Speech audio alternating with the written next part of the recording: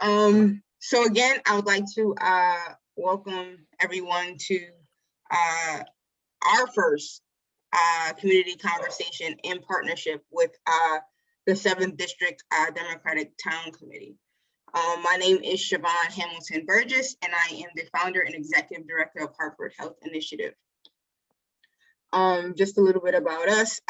We are a nonprofit located in the North End, Hartford Health Initiative, and we started in 2017. So we're edging on our 4th anniversary. So a young organization, but have been sort of making quite a bit of ground, for lack of a better word. And so our mission is really to increase equitable healthcare access as well as improve health outcomes for residents, specifically right now in the North End of Hartford. Why the North End of Hartford? Because that's where I was born and raised, and where I've established connections and networks, as well as we are a smaller organization. So our capacity is really focused on the North End, but I still do provide services for people all over the city. And so why get involved in civic engagement? We decided last year, we started with the Get Out the Vote campaign. So we did a lot of that effort last year prior to the November election. And the reason why we really got involved is that we understand, and like the community to understand, that policy is really essential in regards to healthcare access, our policies around healthcare. And whomever that we elect into office, ultimately, if their priority isn't health, those things, it'll be difficult for them to get done. And so you want to make sure that, you use your voice to elect people that have, the best interest of you and your community, at heart. And so for us, that's why it was almost organic that we get involved in sort of the policy civic engagement aspect. So after the election, we decided that there was a lot of momentum. There was a lot of interest who got out to vote, so that we wanted to continue the effort to hold on to that momentum. And so that was how sort of this idea of having this community conversation came about, was to do that, to have that dialogue, that initial dialogue. Now that everyone's sort of back at the Capitol and those things are happening, bills are being looked at, that we have a dialogue to understand, what are the priorities from an elected official standpoint, and what is the community's priorities? What suggestions or concerns do they have? And just really have that dialogue. And we reached out to the 7th District Democratic Town Committee. We thought that that would be a good partnership for us. And just to, preface that with saying that this, as an organization, we are nonpartisan. And so we are not aligned with a party for this event and the space of this organization. But being the North End and understanding the districts, it is a largely Democratic district.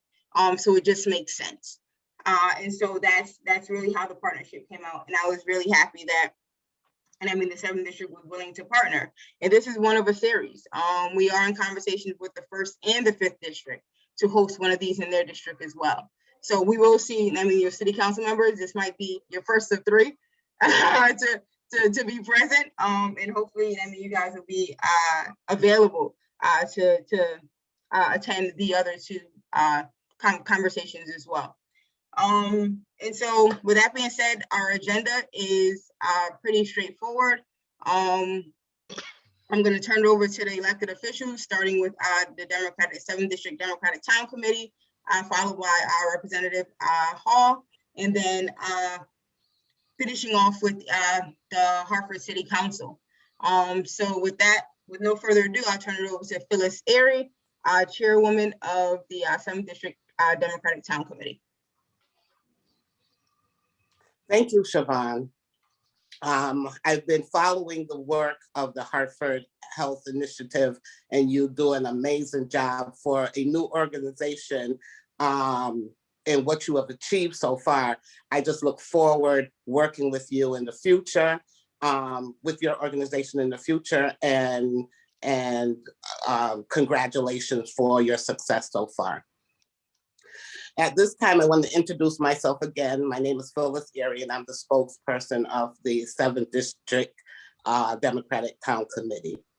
And as a spokesperson, my role is pretty much easy, where I generally call meetings. I represent the town committee at our executive board meeting, and I basically speak on behalf of majority, if not all, of the members. Our main purpose of the town committee, speaking to our constituents, is to identify and vet quality individuals to run for city, state, and nationally for office. We nominate and endorse these individuals, and we get out the vote. We get out the vote by asking constituents like yourself to trust our voting process and vote accordingly. To accomplish these tasks effectively, we need to know what is going on in our community. And we do that through staying informed, being that liaison between the elected officials and you, the constituents.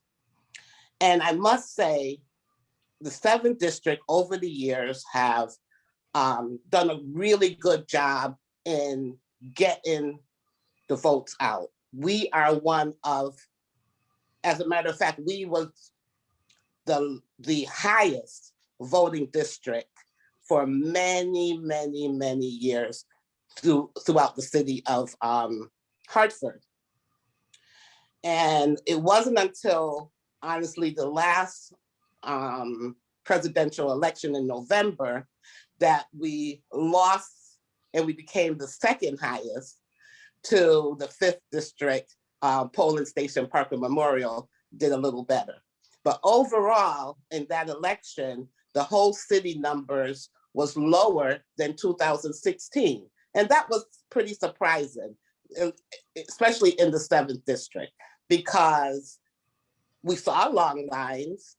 So we are working, and I just want to mention this, we are working with the Register of Voters to figure out what's the difference. But we will continue to canvass after this pandemic, but canvass more and do more and learn more about absentee ballots because of what we experienced during the pandemic. So I'm not going to take up too much time on that. I'm going to start by introducing you to each of the members of the town committee. Again, in alphabetical order, starting with myself. My name is Phyllis Erie. I lived in the 7th District most of my life. I lived in North Hartford all of my life. This is my 4th term on the town committee. And my current affiliation, and it's important that I mention because this is how I get my information from you, the constituents, is by staying active. My current affiliation is with the Greater Hartford Progressive Democratic Women's Club. I'm a member of that. Member of the NAACP, a longtime member of the West Indian Social Club, and I attend various meetings or community meetings like the NRZ, Next Door. I get information from social media, phone calling, contacts, and the Board of Ed. So that's me, Phyllis Erie. Our next person that is very active on our town committee is Frank Barrows. Frank Barrows, are you online?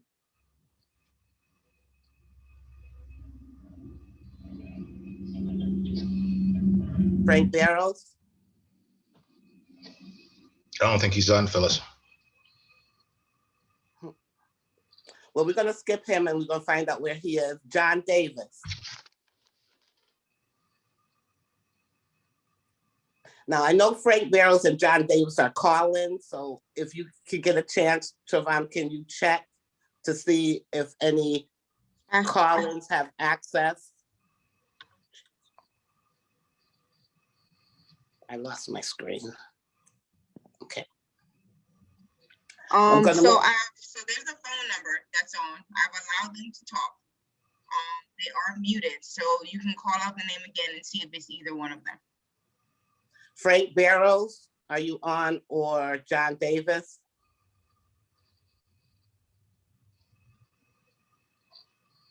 Okay, I'm gonna ask you and Sharif if you could reach out to Frank Barrows and John Davis and see if they're having any problems, please. Okay. Thank you. Camber Edwards.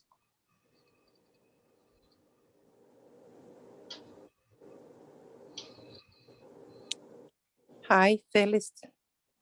Hi, Camber. Can you just Yes. tell the constituents and the viewers a little bit about yourself? Oh, I'm Camber Edwards. I live in the Blue Hills neighborhood from since 2000.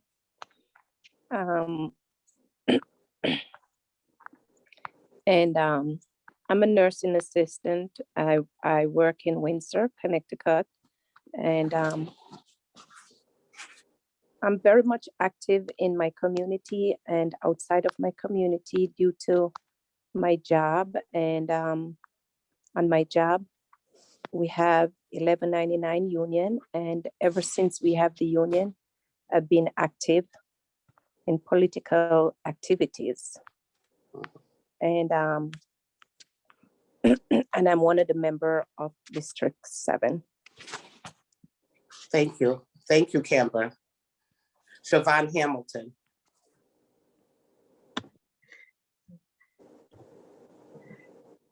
Hi, I'm Siobhan. You guys already know me. I am sort of in a dual role situation here, but I'm Siobhan Burgess, and I am a part of the 7th District Town Committee. Thank you, Siobhan. Jean Holloway.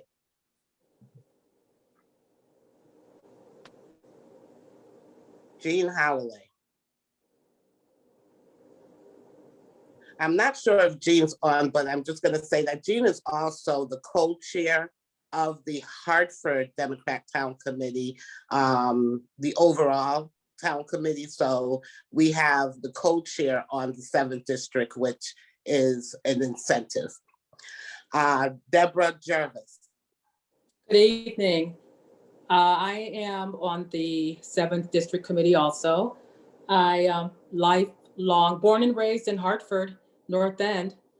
I am also, like Phyllis, a long-standing member of the West Indian Social Club, long-standing member of the New England District Grand Lodge. I work for the North End Senior Center as a program specialist. Love working with seniors, love helping seniors.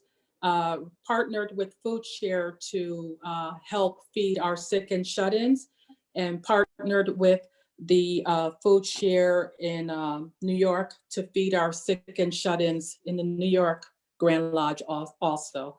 So yes, love working for the community, love doing anything I can do to help, especially in the pandemic that we're facing right now. Anything to help, it's with a focus on our seniors. Thank you, Deborah. Celestino Jimenez Jr.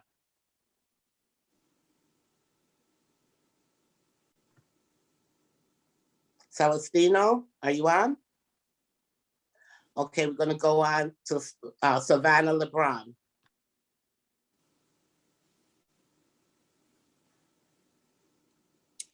Hello, everyone. My name is Savannah LeBron, daughter of Councilman Nick LeBron, just to clarify and get that out there. I also have been born, raised, lived in Hartford all of my life, and I recently purchased some property in the 7th District as well. Very much North End is very much my home, has been all my life. And right now I am currently active in youth development services with Our Piece of the Pie, which is also located in Hartford. Thank you, Savannah. Yvette Mosley. Hi, so good evening, everyone. My name is Yvette Mosley, and I reside at 164 Colebrook Street in the 7th District. I was born, raised, and attended school and lived in the city of Hartford my entire life, employed by many community agencies.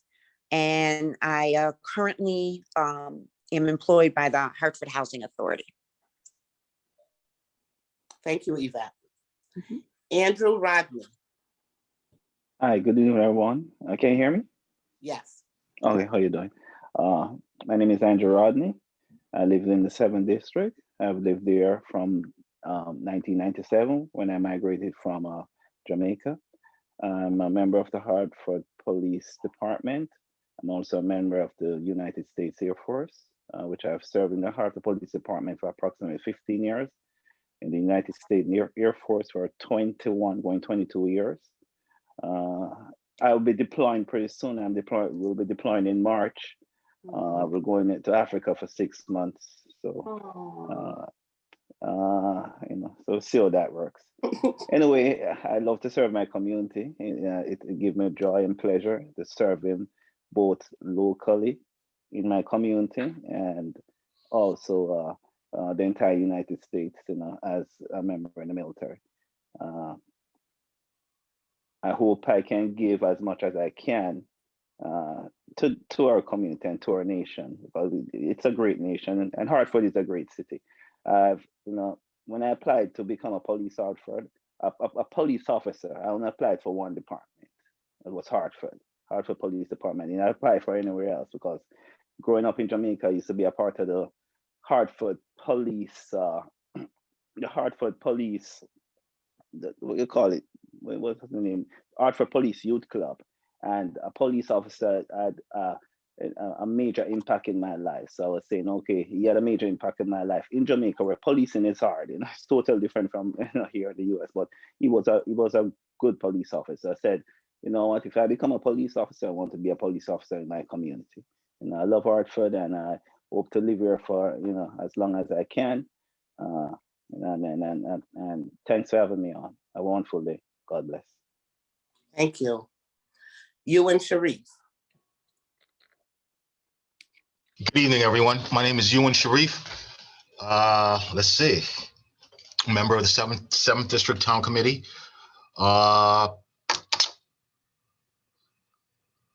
Also the city's fire marshal. I've been doing that for the last, I've been with the department for a little over 20 years. Grew up in Hartford, moved here when I was 10, and over the last 40 plus years, I've pretty much been throughout Hartford. I've lived a little bit on the south end, a little bit on the west end. Now I live on the north end. Grew up, spent most of my childhood on Andover Street, went to St. Justin's. So ran around the Blue Hills area. That was my stomping ground. Currently, I'm also a board member for Friends of Keeney. And I also attend the Hartford Gulf Oversight meetings. I'm also the past president of the Phoenix Society, which is a Black professional organization for Black professional firefighters throughout for locally for Hartford, and also international. It's also an international organization. That's about it. I love the city. I've been here. I'm gonna be here, and I'll just do just about anything for the city. I'm here to help, and just let me know how I can help. Thank you. Thank you, Ewan. Ron Simpson. Good evening, everybody. My name is Ron Simpson. Don't know if you can see me. Maybe that's a little better. Born and raised in the city of Hartford, proud graduate of Hartford Public High School. I'm a member of the 7th District Democratic Town Committee. In my professional life, I'm the regional manager for the state of Connecticut Commission on Human Rights and Opportunities. My area is the Greater Hartford area. In addition to being a member of the 7th District Town Committee, I'm also a member of the Blue Hills Block Watch, the Upper Albany NRZ, Greater Hartford NAACP. I'm the secretary for the Greater Hartford African American Alliance, a member of the Blue Hills NRZ. I'm a board member of the Artists Collective. I'm a board member of the Upper Albany Neighborhood Collaborative. I'm a member of Tuscan Lodge number 17 in Hartford. I'm also the chaplain for the Grand Lodge of the state of Connecticut. I am ordained Reverend in Allen Chapel AME Church in Hartford. Thank you very much. When Thank do you, you Ron. sleep? Thank you, Ron. Alex Curtis Thomas.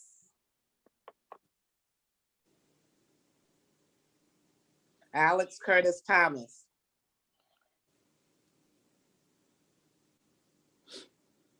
Gonna skip Alice, maybe go back. Michelle Watley.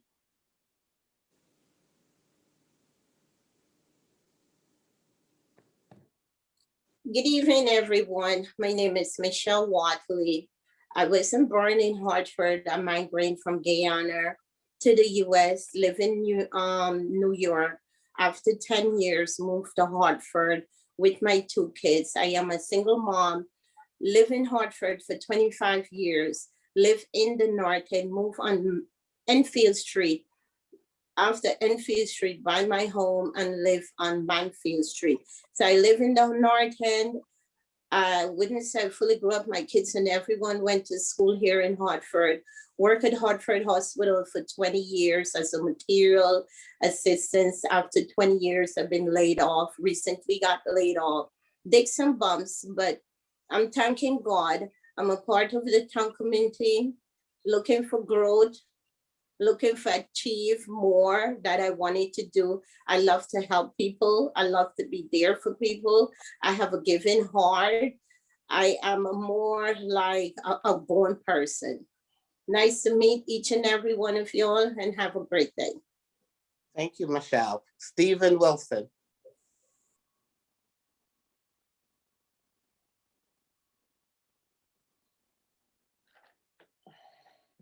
I'm gonna go back to see if Frank Barrows. I know he got connected, I believe. John Davis. Yes, my name is John Davis. I'm living in the Hartford area since 1970. I migrated from Jamaica.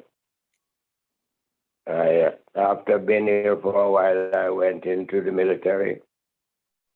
I retired from the military. I worked for the city of Hartford. Retired from the city of Hartford. Was in charge of the friendship group of Hartford, but the virus kind of closed it down. Member of the Sportsman's Athletic Club, which I am a trustee and business manager. And that's about it. Thank you, John. Frank Barrows, did you get on yet? Jean Holloway. Celestino Jimenez Jr. Alexander Curtis Thomas. No, none of that. And Stephen Wilson. Okay, so that's most of us. And I must say that we have a very diverse group. It's really reflective of the community, the different cultures, but more importantly, as from the members that you've heard from so far, you can see that, or you can hear that we're really involved in the community. And that's how we can do our job, basically, in identifying good leadership to endorse and to have you believe in us, that out of those candidates that's running, we are vetting what we feel is the best for our community, North Hartford, and the city of Hartford. So I know time is running. I want to, at this time, introduce the 7th Assembly District State Rep. I'm going to let him introduce himself, and I'm going to ask that you speak on the plans and priorities and things that you've been working on at the state capitol that applies to the 7th District and North Hartford as a whole. So that's no other than our state rep. take it from there. So thank you, spokesperson Ari, for that kind introduction. And it's great to see everyone this evening. This pandemic has created this new world for us where sometimes it's very difficult for people to engage with us when we meet in person. So this has presented us a very special opportunity that we can share ourselves with so many of our constituents. And thank you to the Hartford Health Initiative for the work you do in our community and for organizing this opportunity tonight. I am State Representative Joshua Hall. Like many of you, born and raised in the city of Hartford. Actually, I live on a street that I was raised on. So I've loved and cherished the community so much that I wanted to make sure that I came back after college. I was a teacher for a number of years at Weaver High School in the 7th District, and I'm now a middle school social studies teacher at Global Communications Academy, which is also in the 7th District. And so my commitment to this community runs very, very deep. I was elected in 2017 with the appreciation and support of the 7th District, and I appreciate the continued support from all of you. It means so much. In my current capacity, remember the legislature is a part-time position, so I have a full-time job, and so this is a part-time position. But it often seems, I'm sure my council persons can attest that it seems like a full-time job so much of the time. So this legislative session, I had the opportunity to be appointed a deputy speaker by Speaker of the House, Matt Ritter, but I'm also on the Labor, Appropriations, and Finance Committees. Labor, of course, is something near and dear to my heart. For 12 years, I've represented teachers in Hartford as first vice president of the Hartford Federation of Teachers, but more importantly, to ensure that our children, students and parents and teachers are getting the opportunities at a great education as possible. But also this term and this session, I have the opportunity to be on the Appropriations and Finance Committee. And so for those of you out there, the Appropriations spends the money and the Finance Committee collects the money. And so those two things run hand in hand. And I asked to be a part of those committees because I wanted to make sure and ensure that Hartford is represented on those committees to ensure that we have and we get what we also so desperately deserve, and it looks like that's going to be happening this year. I also, at the behest of the former majority leader, but now Speaker of the House, was appointed to the Police Transparency and Accountability Task Force. What we saw and what we've seen in our country and locally here in Hartford, as it relates to our relations with the community relations with the police, I think it's very important that someone from Hartford be represented on that task force, and I was lucky enough to have the opportunity to do that. We're making recommendations to further expand some of the legislation that was passed last summer. But there's one specific item that I think is critical that I know it's important to not only for us in the 7th District, but the city of Hartford and the state at large. And it's the bill I propose, which is a ban on what I call no-knock warrants. And of course, we know the tragic scenario and circumstance of Breonna Taylor in Kentucky. We just don't want something like that to happen here in the 7th District, Hartford at all. And so that's one bill I proposed and working on, and hopefully it gets up to a public hearing and gets passage as we move forward in the legislative session. Another bill that I've been working on is something that was brought to my attention by Pastor A.J. Johnson, who's a resident here in the 7th District, but also a pastor of a New Urban Hope Refuge Church in the Northeast neighborhood. But one of the challenges that we face is what are called welfare liens, and it's a poverty tax, right? And so those of us who are on the unfortunate side of having to get state aid or state assistance, if you come into a windfall where you get an inheritance, you get a house from a relative, or you win the lottery, for example, or tragically you're hurt in a crash, a car crash, or something of that circumstance. If you ever collected any state aid or state assistance, the state can come take that money from you. And that is something that is only allowed in very few states, and Connecticut is one of the few states in the country that allows it to happen. And so we heard what Pastor AJ and the other advocates talked about that. I submitted a bill last session, unfortunately, due to the health crisis that we face, didn't pass through. However, it's coming up for a vote very shortly, and it looks like it's going to pass. And so that's going to be something that's going to be in our rearview mirror in terms of how that impacts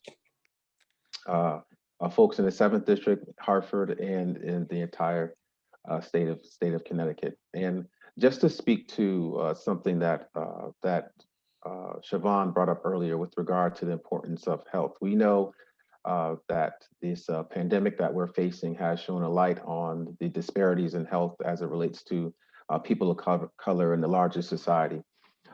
And what we don't want to do, and what myself and members of the Black and Puerto Rican Caucus, what we don't want to do is go backwards where, yes, the pandemic may go by, but the disparities in health still exist, where this challenge that we're facing may present itself again. We don't want to make sure that that doesn't happen. So we're constantly pushing forward.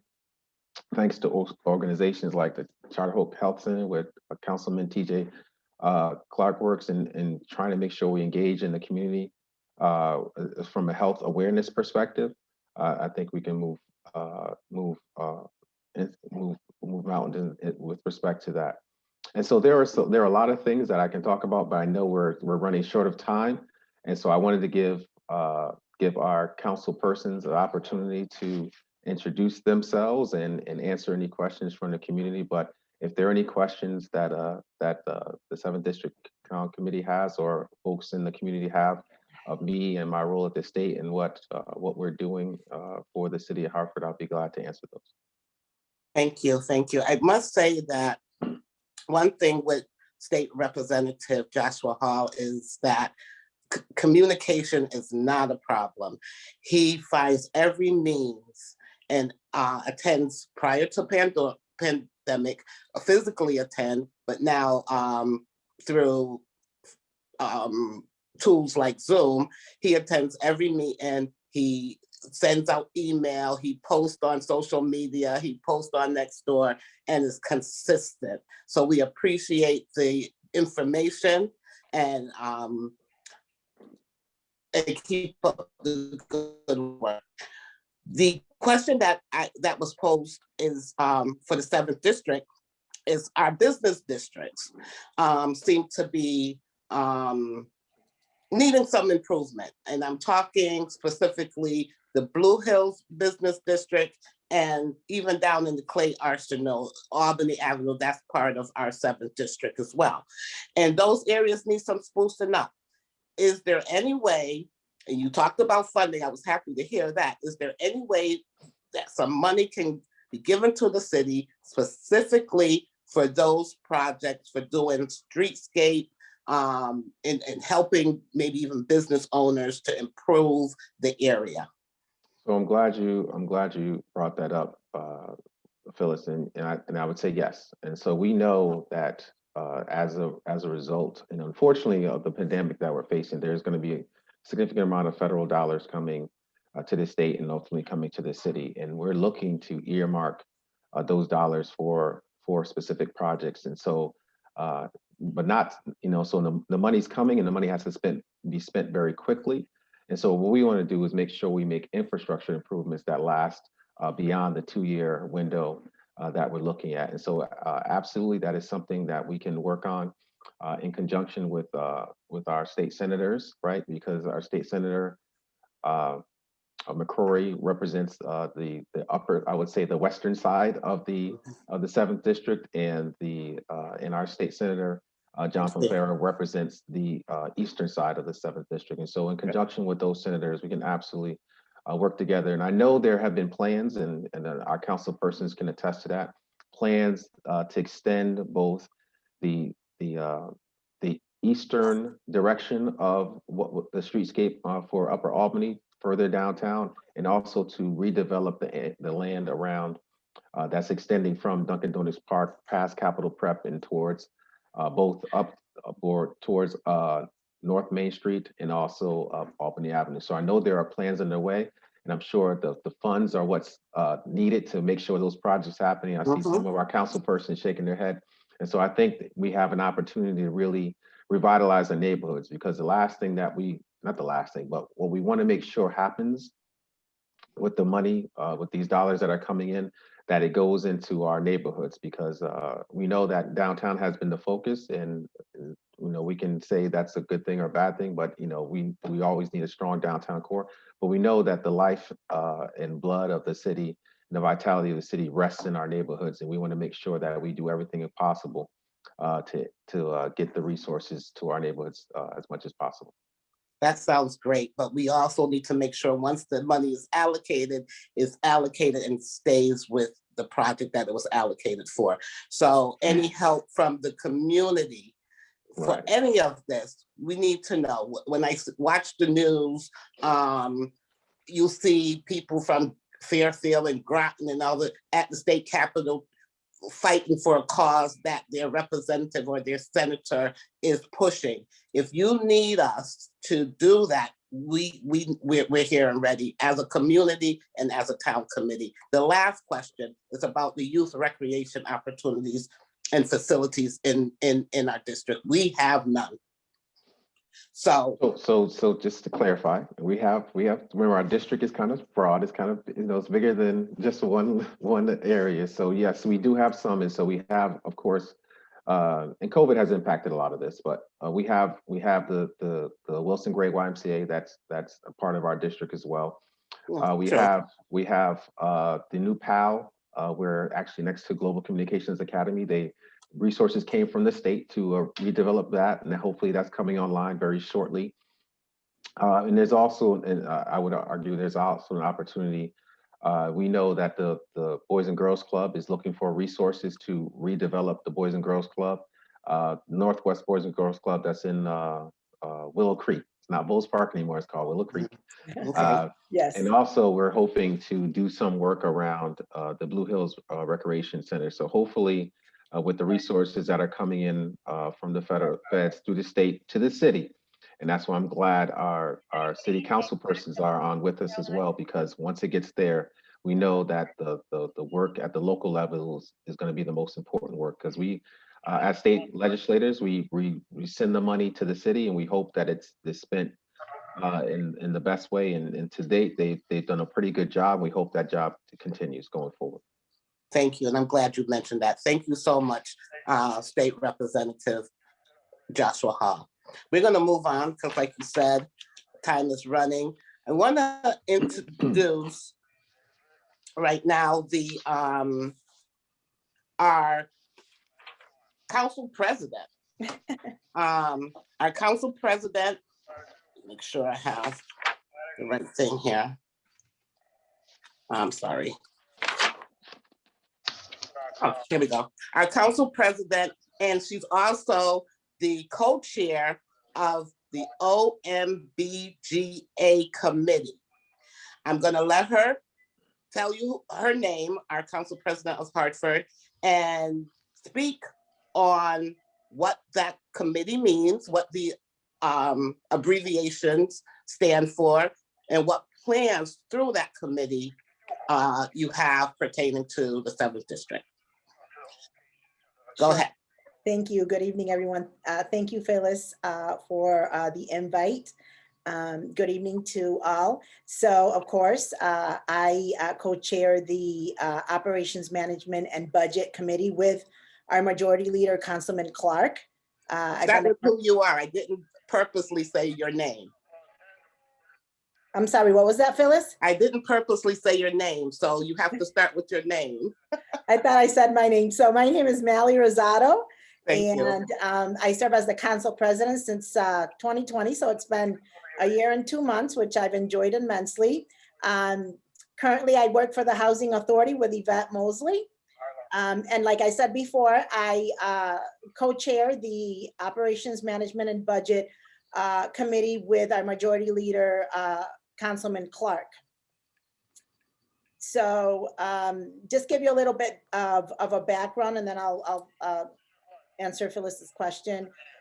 So since 2020, I've introduced over 20 resolutions, have conducted 2 town halls, one totally in Spanish, another for our seniors.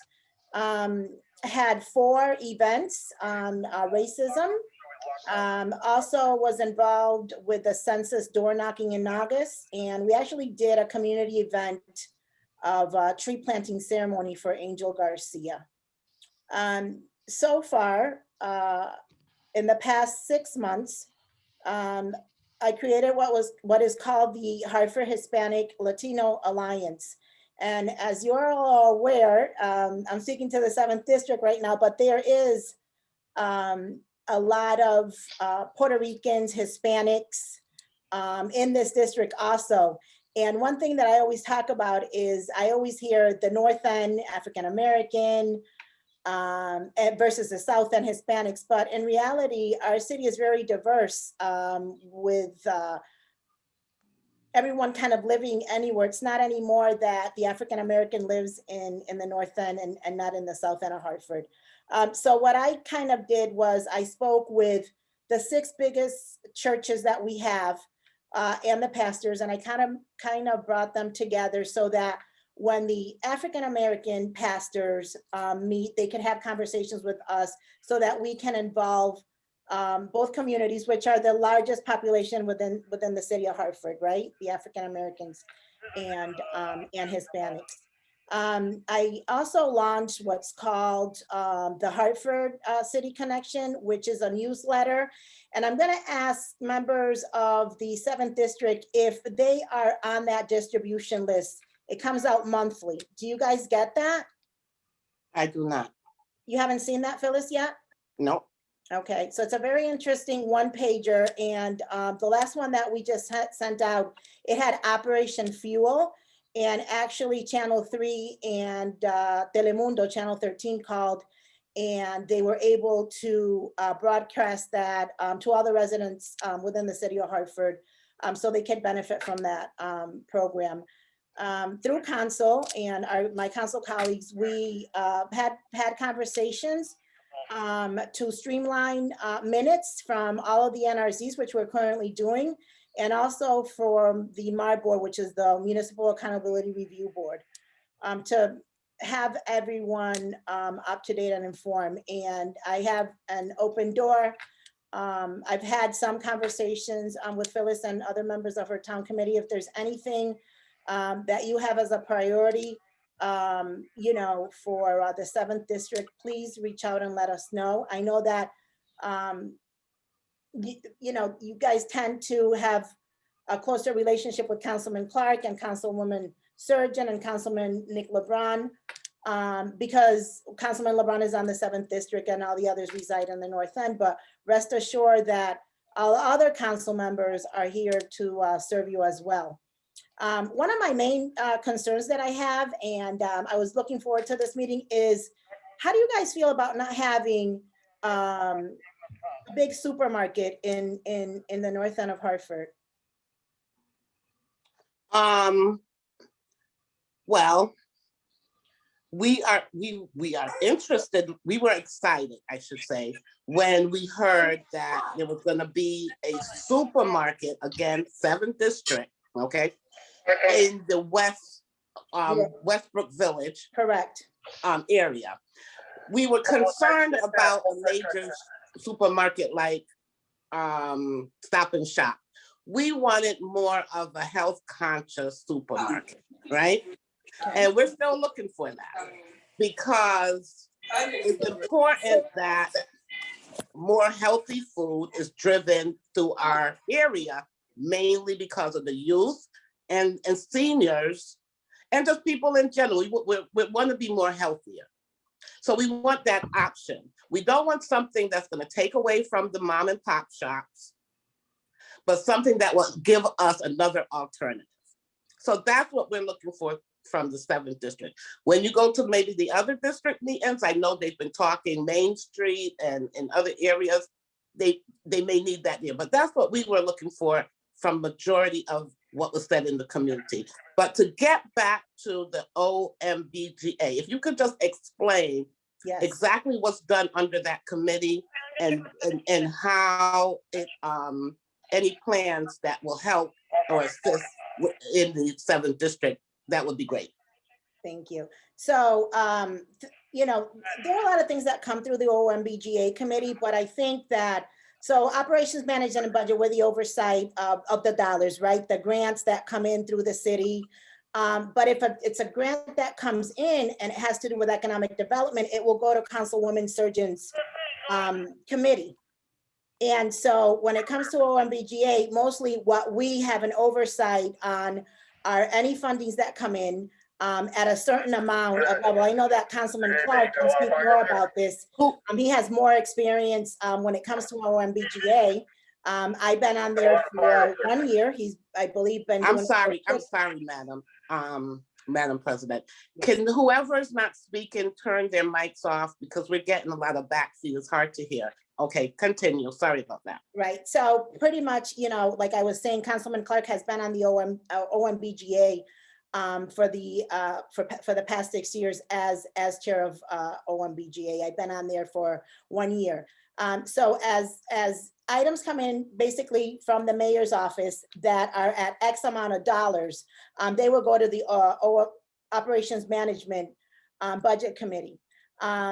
We determine that by going into caucus, and if it's a certain amount of money, a grant that comes in, for example, when Westbrook Village came in, when Willow Creek came in, you know, I wanted to see some of those items go through OMBGA, but we redirected them to Councilwoman Surgeon's committee, economic development. So to answer your questions, you know, we're pretty much an oversight board when it comes to X amount of dollars. If we feel that that amount of money that comes in, whether it's through grants, we will do a combination meeting of OMBGA, public safety, or whatever meeting it is. I just recently sent an email and had a conversation with Councilwoman Surgeon to answer your question about the 7th district. There is a lot of development that has been talked about, but not started yet or on hold.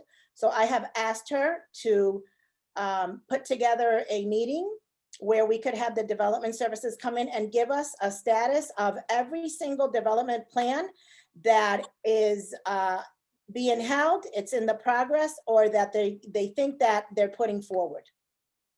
Okay. When it comes to the 7th district. Okay. And one of those questions that I'm looking forward to hearing is what is on the table right now for the supermarket? Because I've had a lot of residents call me and say, you know, we've looked at studies that people who live in West Hartford live longer than people who live in the North End.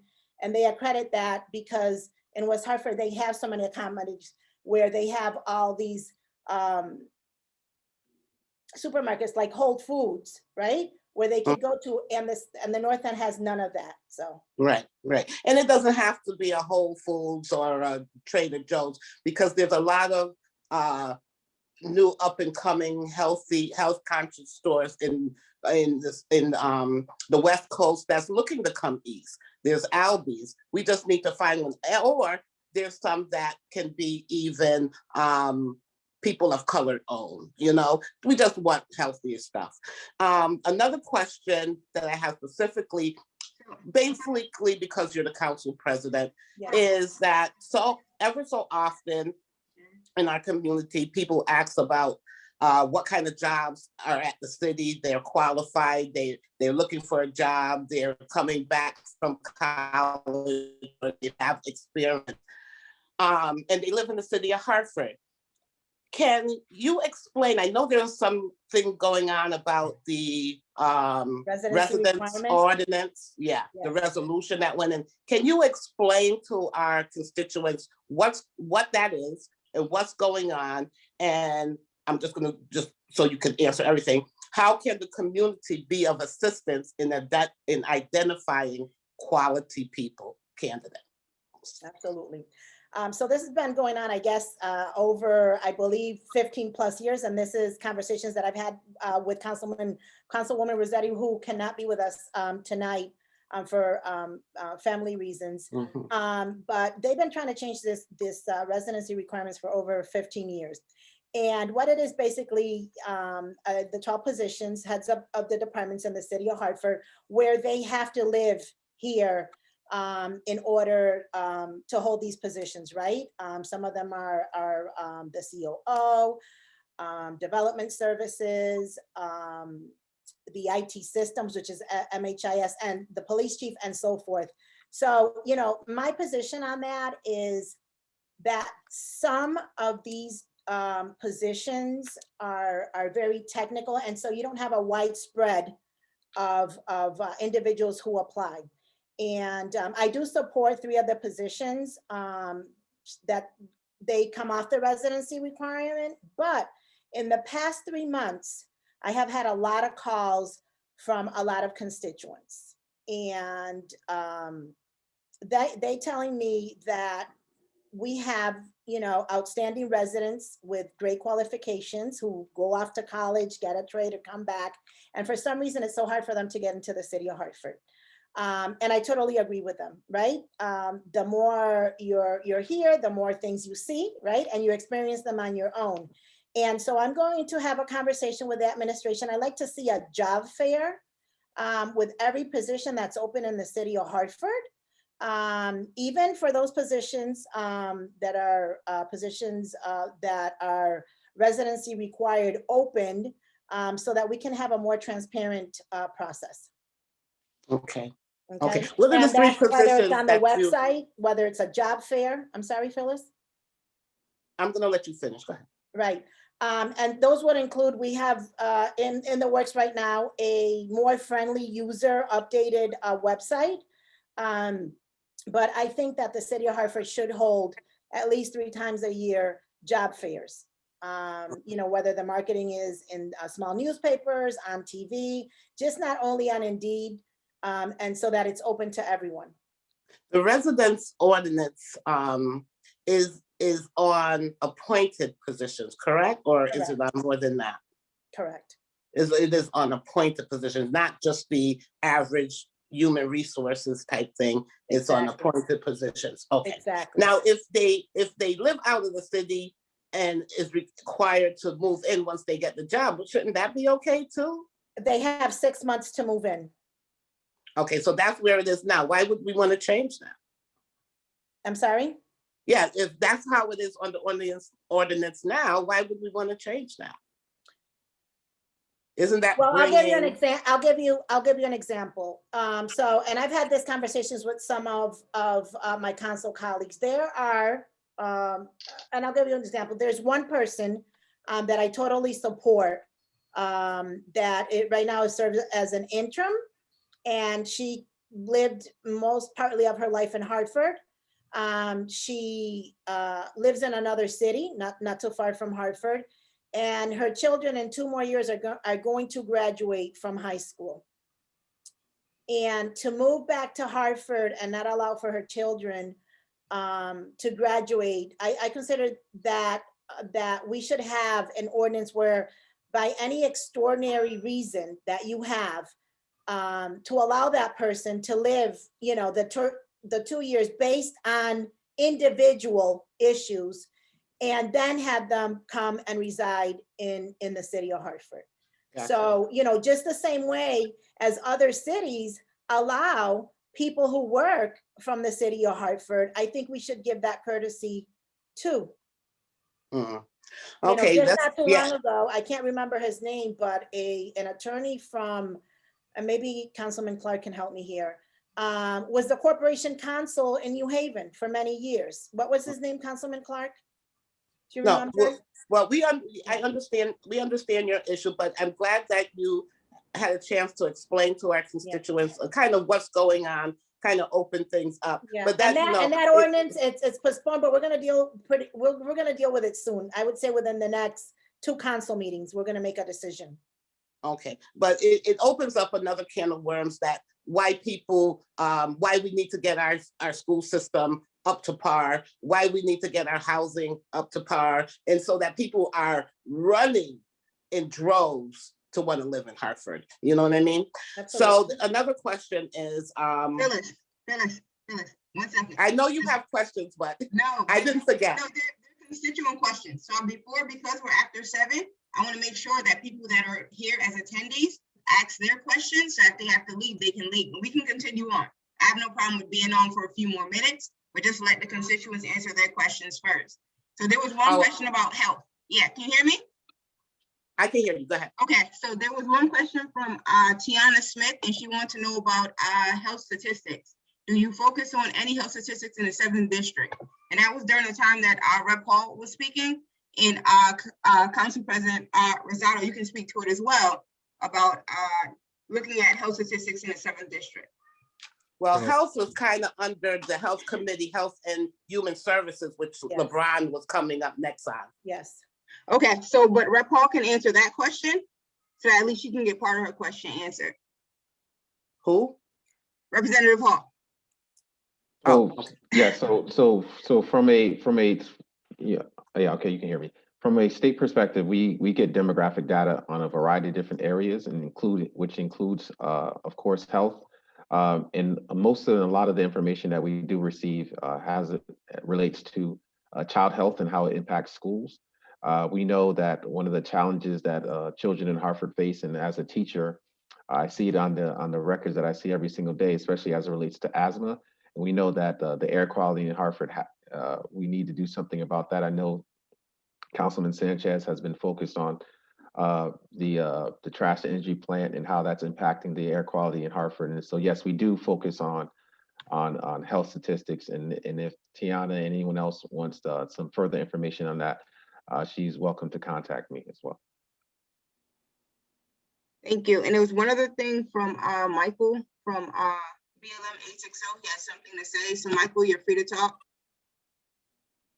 So this was just in regards to the grocery store situation. Have you been in talks with any of the local businesses that are kind of popping up? I know there's a market on the south end. I did an event there not long ago. They host a lot of vendors there. The name escapes me right now. Parkville Market. Yeah, so Parkville Market. I know that they're opening a grocery store on their bottom floor. And, and it's supposed to be mostly organic.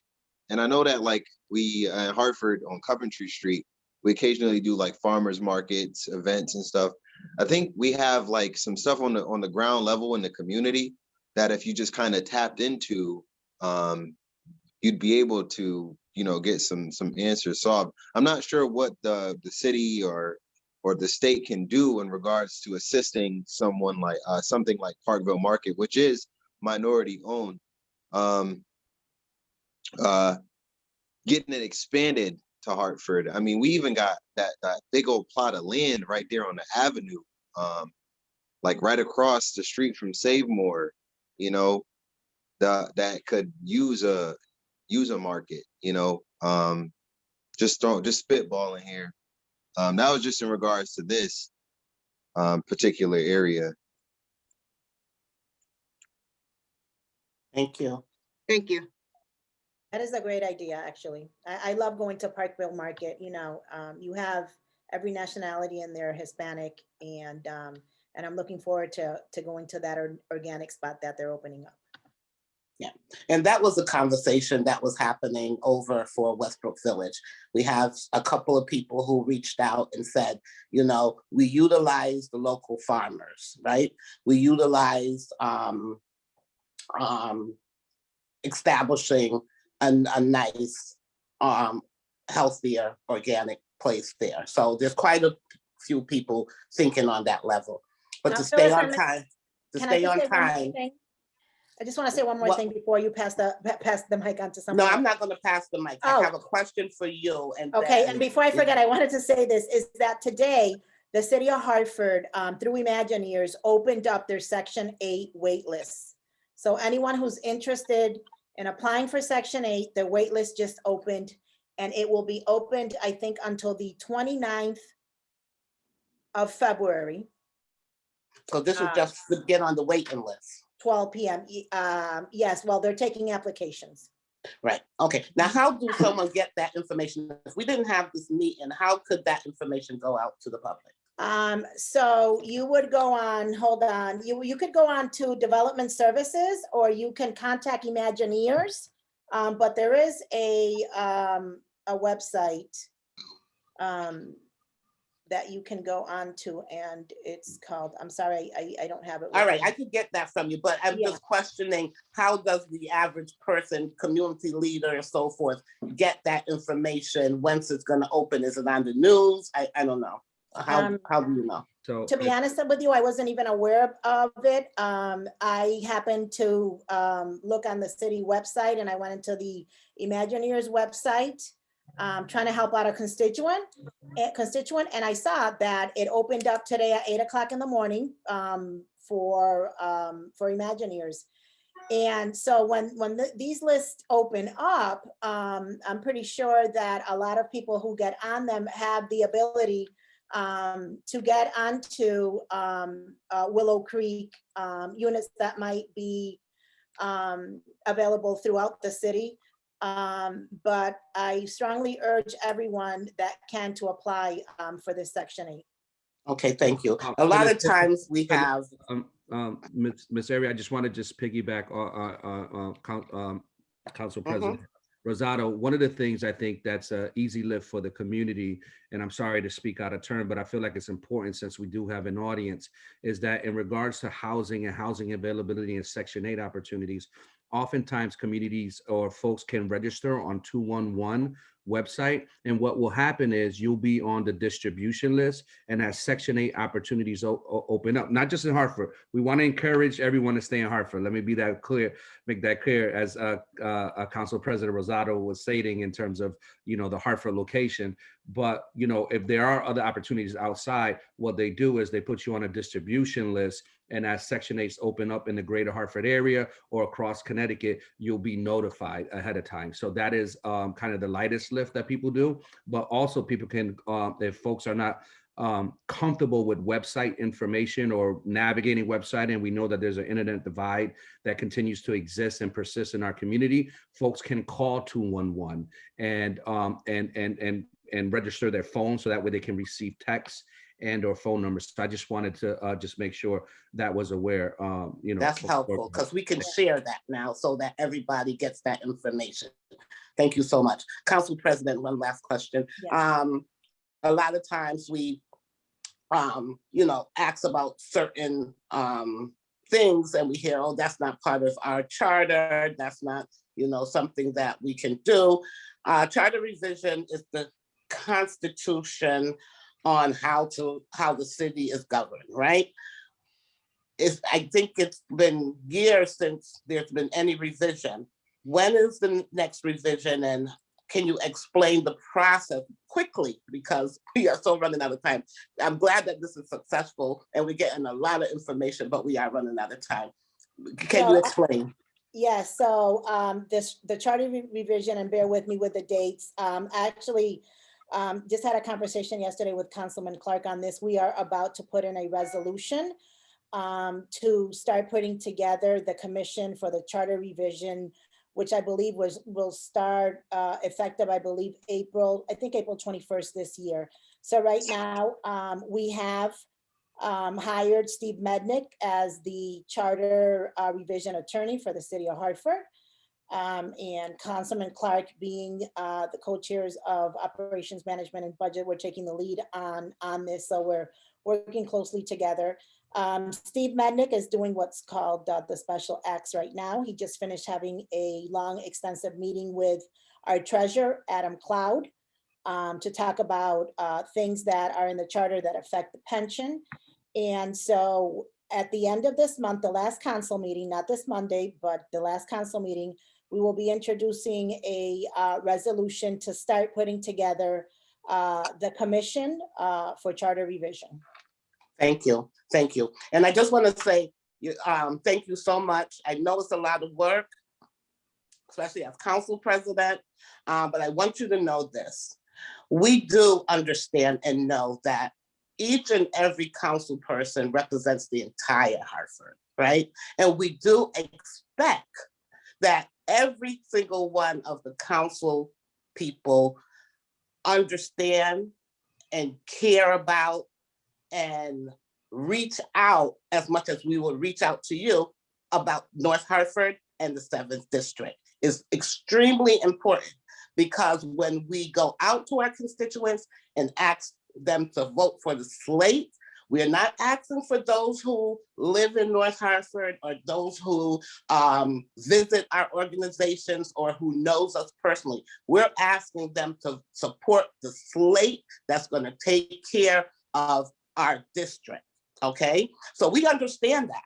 And we would like to see, because there's really no division. We know that we have Hispanics in our district because we see them every day. We work with them every day. We live with them. So we know they're here, but it's not about who's Hispanic, who's Black, who's West Indian. It's the 7th District, North Hartford community. And we need to see more of you and everybody in our district at our meetings, hearing us and understanding what our needs and our concerns are. And so I appreciate you being on this call. Thank you.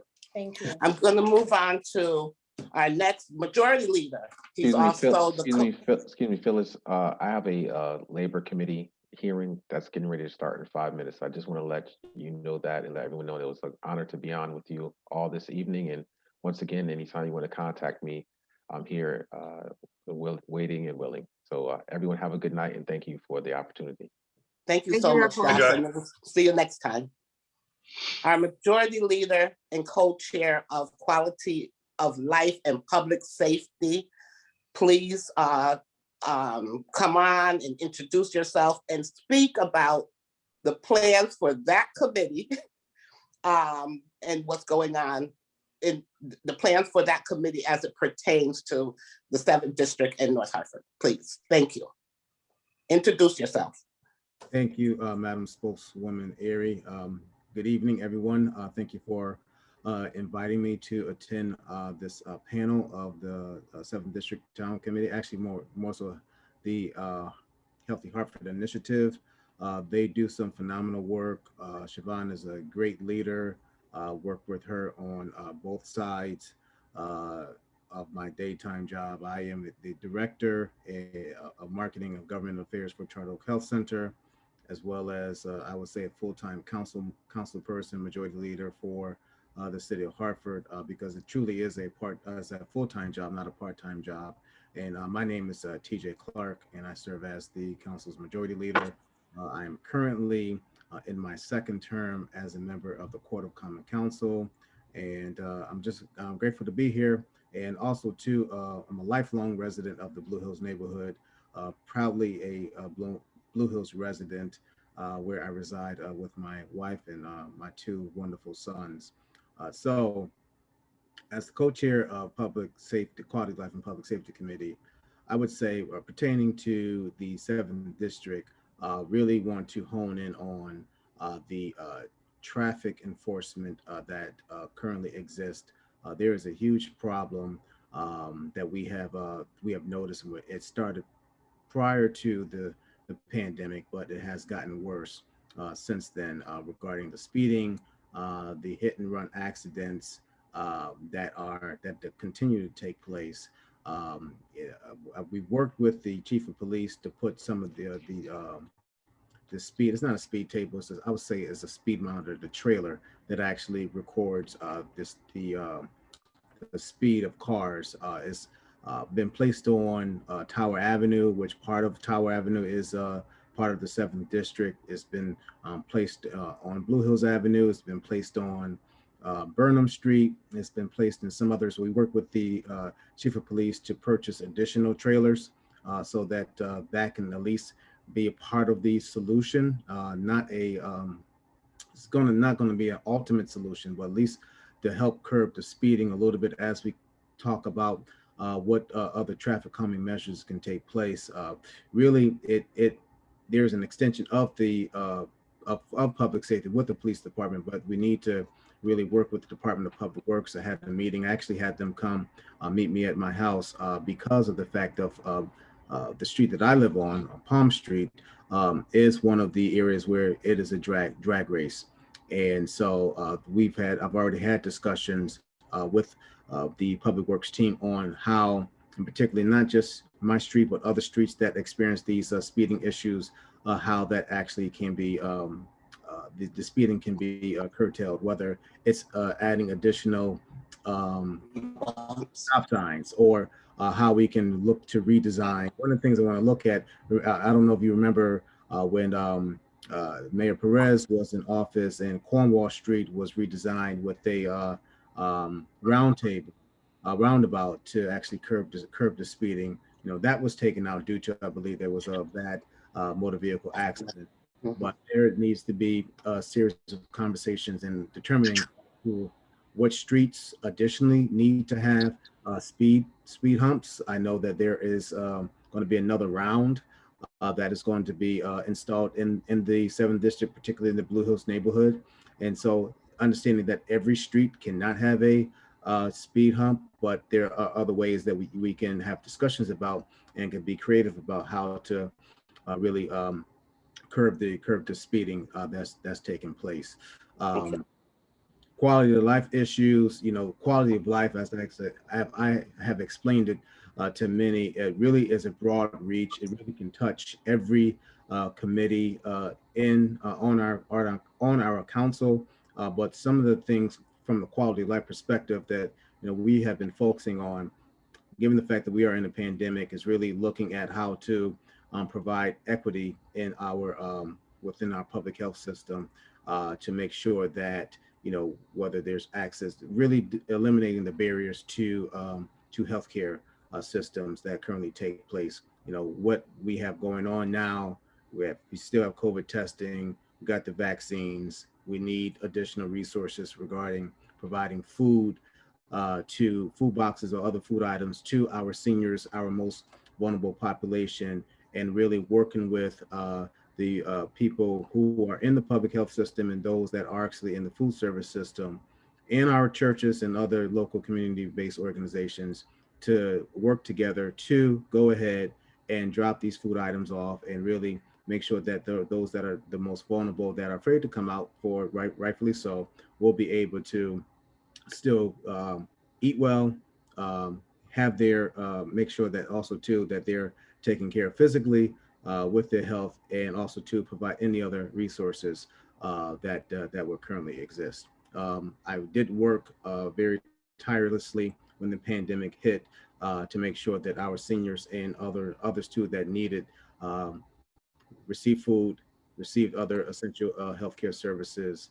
And as we continue in this, we need to make sure, I'm glad that Representative Hall is on the Appropriations Committee, because there are essential services and needs for this district.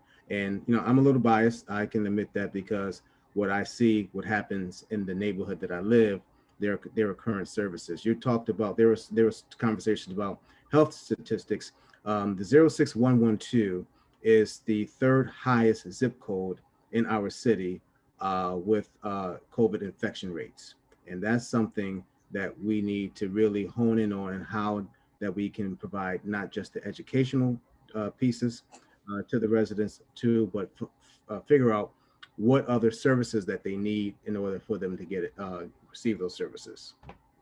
It's funny you say that, because one of our members, Celestino, mentioned instead of canvas for votes, canvas for COVID. And I thought that was a great slogan that we're going to take up. So thank you. I saw that there was a question, Siobhan.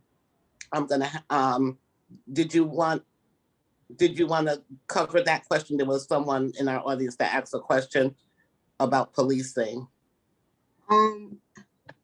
No, so Michael, you can hear me. We're going to try to get to your question. The question was for you, TJ. And so you can possibly see it in the Q&A if you want to, type an answer specifically to Michael. That'll be helpful. And then, Chairman Ari, we can move forward. Okay, all right, thank you. You see, Well, Councilman, I can respond, but that actually sparked something that I mistakenly omitted, which goes back to the Quality Life and Public Safety Committee. I offered a resolution that was passed, thankfully, by the members of the council to create a police accountability review board. We understand that the state passed the police accountability bill.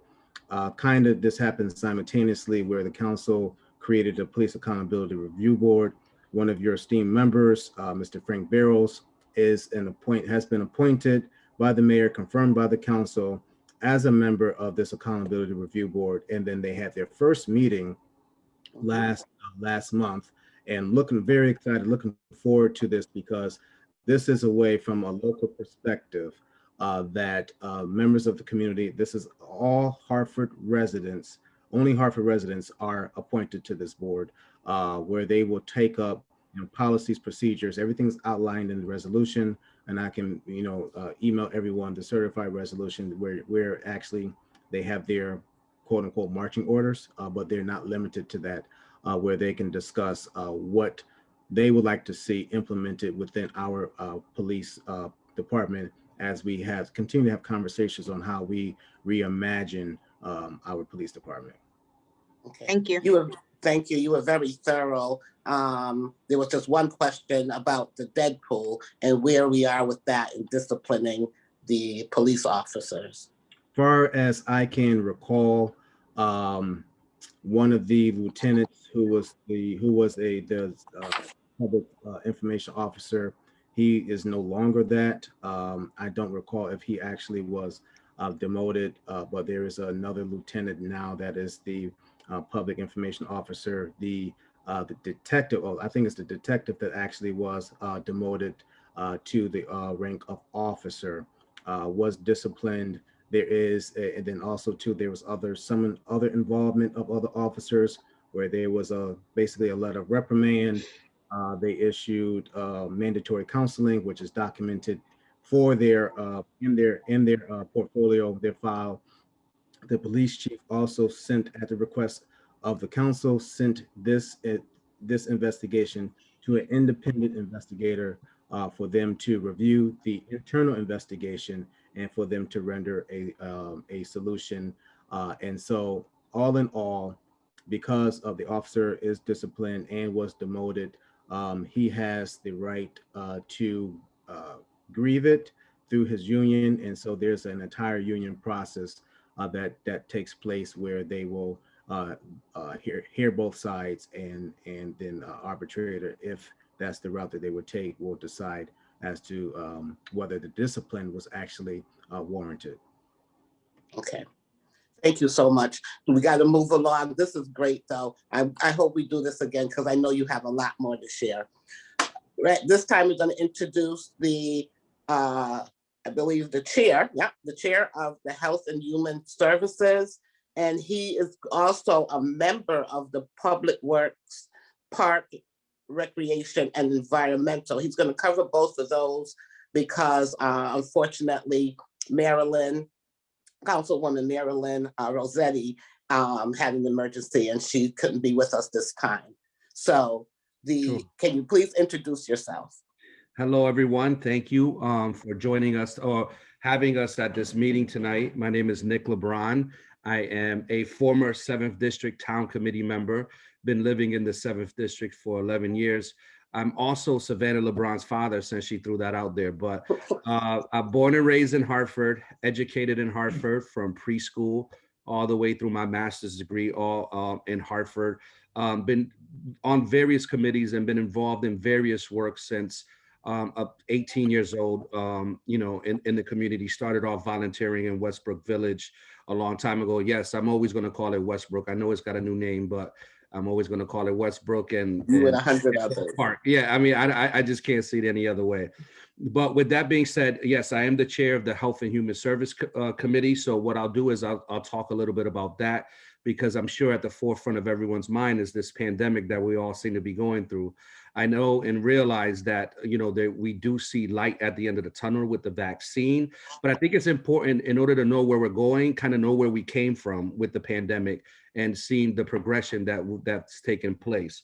So, very early on, so the other thing I want to back up and say is that in terms of my council colleagues, I want to say that we have a dynamic and very powerful team, and that although we have committee chairs and committee members, oftentimes we partner outside of those roles.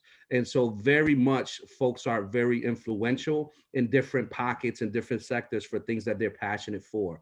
So I'm very proud to be a part of that team and have those courageous conversations with my team. So I want to just throw that out there. So with the Health and Human Service, obviously, everyone's had their eyes on it from the beginning. I think very early on with the Health and Human Services Committee, which is myself, voting member is Majority Leader Clark, Councilwoman Rossetti, and Councilman Gale, is that we recognized very early on, before it actually even hit, that there was a potential problem. And so we had to work closely with Director Liani Arroyo, who presented on what would be the strategies here in Hartford back in February as to how would we respond to coronavirus should it hit. At the time, there was less than 20 cases in Seattle, and it didn't seem really relevant or even plausible that it can be something that affects our community. But fast forward to only 11 months later, we see the devastating impacts it's had. So in terms of statistics, I think it's important to realize that the statistical piece was something that didn't happen automatically. I think when the pandemic first hit, folks were trying to realize, how do we gauge as to what's going on?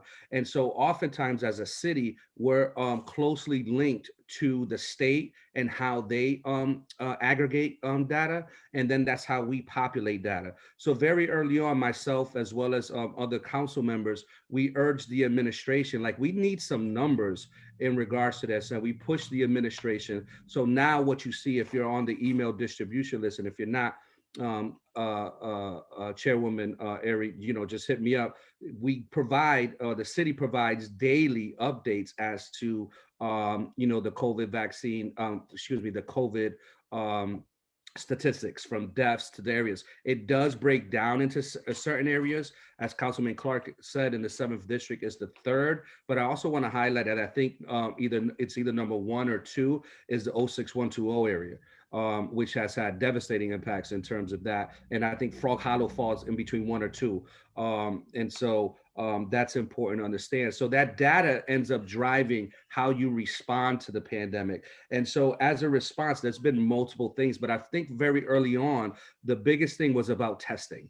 And so there was a lack of understanding and awareness around testing. So we all became involved to say, hey, listen, we got to get these testings involved. As you can see, Hartford was one of the very first communities in the city of, in the state of Connecticut that started rolling out free testing models. You see other cities that are just catching on, and we think that that's an easy process, but we have to understand the public health bureaucracy that exists in Hartford when you have 2 major hospital systems, federally qualified, TJ, what is it, FQHCs?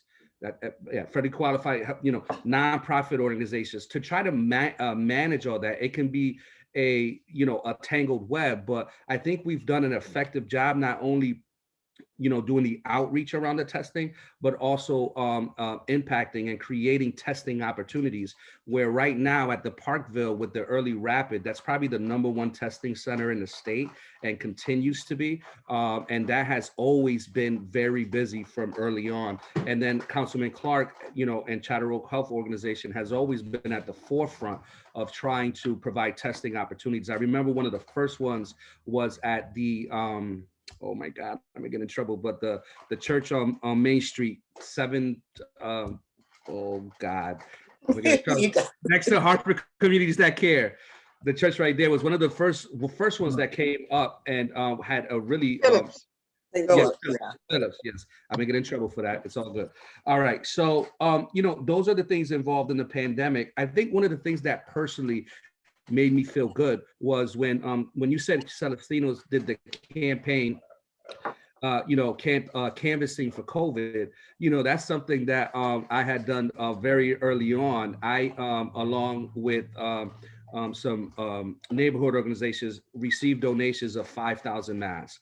So what we did, myself and volunteers, we went out in the communities and started providing masks. And what this did was really allow an opportunity to really provide outreach, have discussions, promote testing, talk about, have candid conversations with youth, seniors, and the likes in terms of like wearing the mask, the importance of wearing the mask, congregating together, and so these were done in areas that traditionally the outreach isn't done to. So, I'm talking about, Brook Street, Garden Street, Barber Street, Capon, kind of going in those areas there, Blue Hills area, more towards Uptown over there by the Ave. So like, those are the types of things. We also did them in the South End, Lawrence Street, Park Street, so we really try to get into communities that we started to see people congregating and providing those information. So we gave out over 5,000 masks. And that's something that I feel personally proud of, because it also allowed for these conversations to happen. So, where are we now? The other piece is that we needed a response. So we talked about testing. The next thing that we very early on knew was that we need to provide outreach for this vaccine. The vaccine scare is a very real reality for people in our community. People have trepidations about this vaccines, and we shouldn't negate or we shouldn't minimize the fear that people have. And so it's almost as if you're blaming the nail instead of the hammer. We have historical precedents that's shown that communities of color have been negatively impacted by vaccine. And so, and then on top of that, more particularly African-American communities, like we have to call that out. And so the important parts about that is that we were able to secure close to $1 million of providing opportunities for our small grassroots nonprofit organizations, Blue Hill Civic Association, which I know they call something else, Hartford Communities That Care, Hispanic Health Council, so that they can provide and begin doing marketing and outreach strategies around vaccine, right? Like, we have to be able to debunk myths. We have to be able to have those conversations. We also have to accept that there's some people that, regardless of what you say or do, they got to see and kind of show and prove. And so like, that was the piece. So where are we now? So now what really is about is vaccine distribution. So the very first thing we pointed out very early on with Council President Rosado, she wanted to make sure, and she was on me about it, and with the seniors, is to make sure that all the nursing homes had vaccine distribution first. And so very early on, when we had opportunities for vaccine, we went into nursing homes, and within a 2-week time, we did that. Now we're at a place where we're providing mobile vaccines to senior buildings and senior living centers. And that's something that I think as a city, we had a blind spot for. We had told the elderly, the community, to really rely on registering online. That's a mistake, right? Like, having a senior go online, register on the VAM systems, register an appointment, that was a problem. So, but we quickly acknowledged that, and we quickly pivoted, and with the leadership of Director Liani Arroyo, created opportunities where these outreach organizations that were doing vaccine outreach are now calling up seniors, helping them make appointments and setting that up for them. And so that has really, really turned the tide, and you can start to see the numbers are starting to go down. So there is light at the end of the tunnel. And so at the end of the tunnel, and that's important. I think I every time I think about the 7th district, I'm a former 7th district member, by the way, proud 7th district member. So I think about Ms. Deb and Ms. Jarvis and the senior center and the North End Senior Center. One of the things myself and Councilwoman Surgeon was able to do, and we pushed through the budget, was able to provide well and much needed raises for the staff at these senior centers. Their salaries were stagnated for well over 10 years. And so I'm very proud, and myself and Councilwoman Surgeon are very proud of that. And it's really because, you know, Deb, you pushed me, and you made sure when I was campaigning to make sure that I went there and talked to the seniors and talked to them. And so thank you for that, because what that does is it keeps us on mind. And I encourage everyone to keep connected. So that's the health and human services piece. Well, you need to hurry up on the parks and public. All right, so Parks and Rec, public recreation, Councilwoman Rossetti, and Phyllis. I told you I get along with it. So all right, let me say this. So she apologizes for not being able to be here. Councilwoman Rossetti's pet project and baby is the Batterson Park, and she is putting a lot of effort in getting that. Where's Batterson Park? Batterson Park is actually a park that exists between. It borders Farmington, New Britain, and Hartford. Okay. And I don't think the 7th district go that far. No, but I'm saying, but I mean, it was Hartford's swimming area. It was our own personal beach. And so it's something that, you know, I think we all as residents went to because it was free for all the community. So that's something that she's working on long term. But I think in terms of the park and recreation, one of the things that, you know, myself and on that committee is myself, Councilwoman Rossetti, and Councilman Gale. The biggest thing that we got, particularly from the 7th district and the soccer fields there in terms of recreation, was access to fields. That was such a big deal. And one of the cogs and one of the log jams in that process was the system called MyRec that really wasn't functioning for people in the community to have access to Annie Fisher and to Cronin Park. And so what we did was create a Hartford Youth Sports Collaborative so we could hear what the issues were. And what we found is that the MyRec data system and obtaining permit system was the problem. So we're in the process of revamping that from the recreation side. I want to acknowledge that because the rec centers are being held for these distribution sites, we need to do a better job with recreation this year, and we plan on focusing it. So what we're trying to pivot towards is using the outside. Hartford is blessed with the biggest parks to city ratio, and so we have to take advantage of that. If we can't be indoors, then we need to be outdoors, and we need to take advantage of that. And one thing that this is a Councilman LeBron thing, we got to open up these pools. We got to open up these pools. The other cities and towns found a way to do it. We got to do it. I know it can be a logistical nightmare. We got to be able to do that. So that is on the PWPRE side. That's the public works. But I do want to acknowledge Mr. Michael. So there's 2 resolutions that came through. One was the Hartford. Hold on. Is this about his question that TJ is going to answer? Well, it's my resolution, actually. Oh, okay. Gotcha. I put in the resolution. I didn't resolution. realize that. Yeah. Okay. I put in the resolution for the Hartford Civilian Crisis Response Team and partnered with the mayor, and now is on that committee of creating and not reinventing the wheel, of providing a more appropriate response in our communities to, number one, diminish the disproportionate minority contact and the disproportionate arrest and incarceration for communities of color when it comes to their engagement with police. And so therefore, you know, that resolution went through. I passed it in May. My council colleagues supported it. And then the mayor found funding to then push that through. So that is something, but Mr. Michael, you can call me directly. I get more than excited about people engaged on that. And then the last that's a huge thing. Yeah, and the last thing is the decolumbization of the city of Hartford. The biggest movement in the social justice movement was talking about colonialism and the oppression that exists with renaming sites. And so with that being said, myself and Councilman Rossetti created the Columbus Task Force, where we're looking at all the items related to Columbus and acknowledging the historical atrocities that he committed in our communities and righting that wrong. So that was a lot. Thank you very much for the opportunity. Thank you. So just 2 questions to keep in mind. I'm not sure if we have enough time, but I want you to hear them. Snow removal in 7th District, North Hartford, is atrocious. They try, I take it that they doing the best they can, but obviously they do better elsewhere. I thought it was me. Why can't they widen out the snow to the curb? Something as simple as that. And it was a couple of Uber drivers that said the same thing. And I was like, okay, it's not me. Mm-hmm. No. So wherever they go, where they're driving, they notice that our district, North Hartford, has the worst areas when it comes to the snow removal, that the snow is not to the curb, it's too far out in the street. And then it gets cold and get packed in and that sort of thing.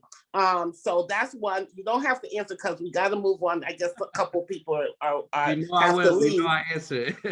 Hold on. And how often under environmental, how often do they test our waters? Who tests our waters and see that the water is okay for us to bathe and drink?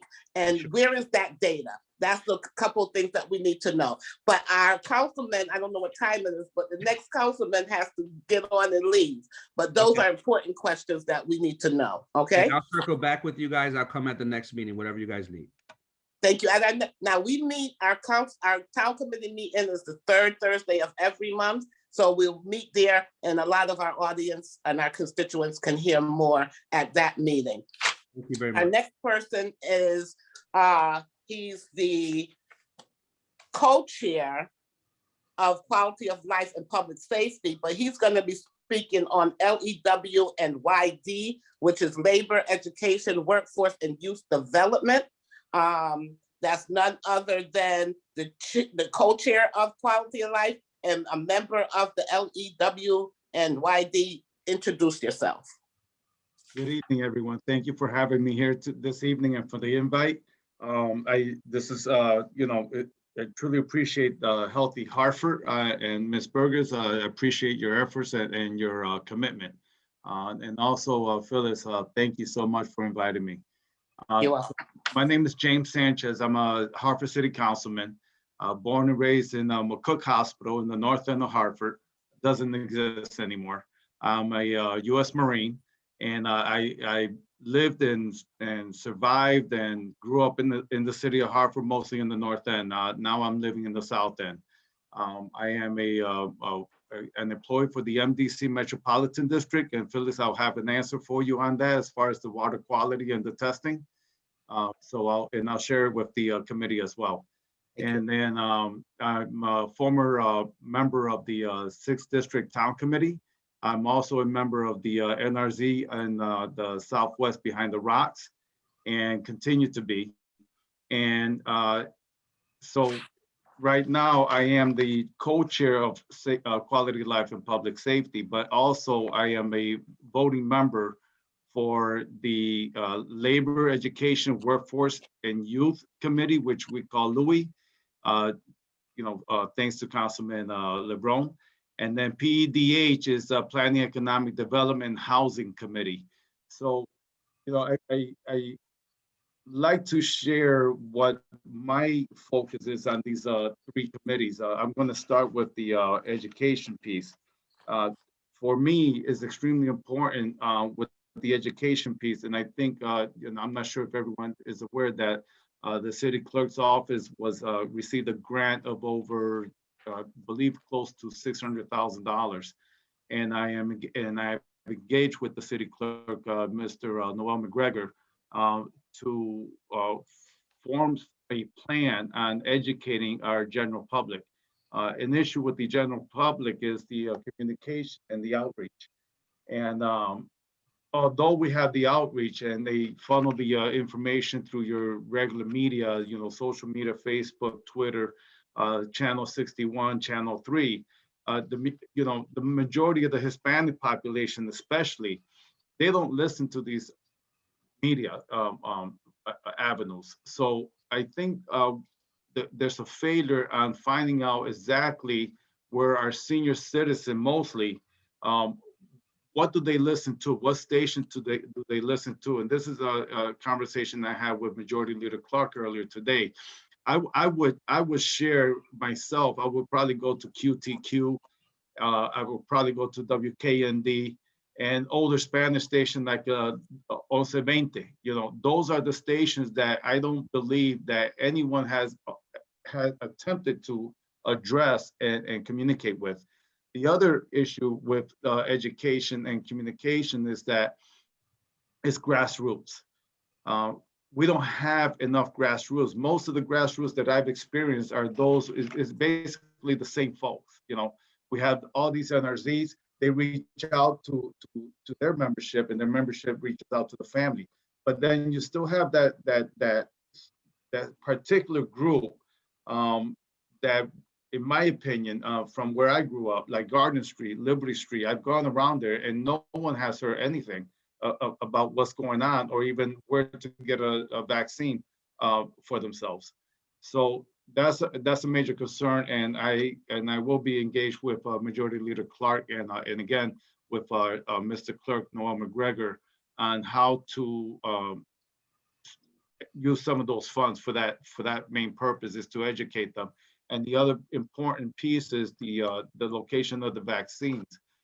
We, you know, right now we're at the moment where we can get vaccines at 65 and up. But again, majority of the folks I went around and spoken to, they have not heard anything, not on the radio, not on the media. So there's a disconnect somehow. So, you know, what I've been doing is actually, you know, going to the businesses, giving my business card, you know, the city of Hartford, put my phone number down. I explained to the business owners, this is what's going on, is at the Dunkin' Donuts stadiums. And then I give them the other list of other locations, but I let them know, have them call my number. This is the other number they can call. Also, they can schedule, and we also provide transportation. So hopefully that'll work. But again, that's one of my pet peeves, is communication and outreach. And again, hopefully we use some of those funds from the city clerk, as well as, you know, with the Register of Voters, Gigi. They're also implementing a plan that was on conversation with my colleagues and I, on what their what way are they going to manage that outreach as well. You know, for registration is important. The other piece that I realized is that, and a lot of folks came up to me, they don't understand the levels of politics in the city, starting from the NRZ, including the town committees. They are not aware of it. They even asked me, you know, what's the importance of the town committee? So I had to help them understand that you know, the town committee is a powerful committee. It represents your neighborhood, but they also help to nominate and vote in the right person, whether it's mayor or council member or even you know, state rep and what have you. And that's when they start, you know, understanding the importance of it. They also, I had to share with them the importance of the NRZ. It also represents the neighborhood. The NRZ is very powerful, and with the NRZ, you know, you can either have a conglomerate come in and purchase a block of houses and probably put a skyscraper, you know, in the middle of a neighborhood. Without the NRZ, that can be allowed, you know, I'm sure of it. So past the NRZ, the other issue is that majority of the general public that I've communicated with do not understand there's three administrations at City Hall. You have the mayor's administration, you have the council administration, and then you have corp council. And TJ, Majority Leader Clark and myself experienced this a few years back at the police station when Chief Rovella was around. And the officers there was having some major issues, and they addressed it to us. And at that moment is when Majority Clark and myself realized we never had the communication from them. What happened is they were sending all the communication to the mayor's office, but it never went forward or shared with the council. And even the police officer, as educated as they were, college degree, they still don't have an understanding on the different administrations within the city that runs the city, including going back down to the town committee. So that's important to me. Yeah, civic affair has been taken out of our school system. So if we can, under education, that's one of the things that is our programming that's really dear to the 7th district, is having that programming of courses in our schools. Or can you find funding to have nonprofits do some classes or do some courses on civic studies. Those are the things that we would like to see. Exactly, I appreciate that, and I do agree. And now, and I will be having a conversation when the time comes for the city charter change, to see how we can implement a change within the school district so that we can give back what's been taken away from our children, and that's including sports and arts. So, you know, hopefully we can do that, because that, you know, sports and arts is it helps with the imagination, it builds character, it builds responsibility, understanding. To me, education overall, it creates an awareness. It opens your mind, and when it opens your mind, then you have interest, and when you have interest, you really get involved. And onto So that point, that's important to me. onto that point, as you talk about funding these organizations to go out and educate people on the vaccine, it's important that they also educate them about the pros and cons, right? So that they can make a conscious decision. It's one thing when our elderly, 65, 75 and older, are more prone to have a serious reaction to the COVID. And there's a difference when our youth can have a serious reaction to the vaccine. And we need to make sure that everyone is educated on both sides. It's not a scare or a myth, like your counterpart said about the vaccine, it's reality.